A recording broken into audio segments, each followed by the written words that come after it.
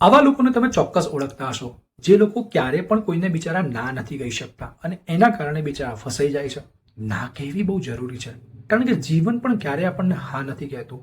મનગમતી નોકરી પણ આપણને હા નથી કહેતી, મનગમતી વ્યક્તિ પણ આપણને હા નથી કહેતી, ક્લાયન્ટ પણ કેટલીક વાર દરેક ડીલ માટે હા નથી કહેતો, અને અધૂરામાં પૂરું ભગવાન પણ આપણને ક્યારેક દર વખતે હા નથી પાડતો. તો દોસ્તો, ના સાંભળવી બહુ જરૂરી છે.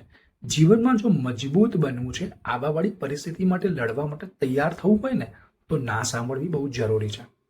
અને એટલે જ બાળકોને નાનપણથી દરેક વાતમાં હા ના કહેશો. ના કહેવાથી બાળક મજબૂત બને છે. રડવા દો, જીદ કરવા દો, થોડીક વાર કરશે પણ સમજી જશે. અને જો એ ના પચાવતા શીખી જશે ને, તો હું તમને ચેલેન્જ આપીને કહું છું કે તમારું બાળક આવવાવાળા સમયમાં મજબૂત નાગરિક બનશે. શું તમે લોકોને ના કહીને મજબૂત બનો છો કે હા કહીને પીસાવ છો? કોમેન્ટમાં જરૂર કહેજો.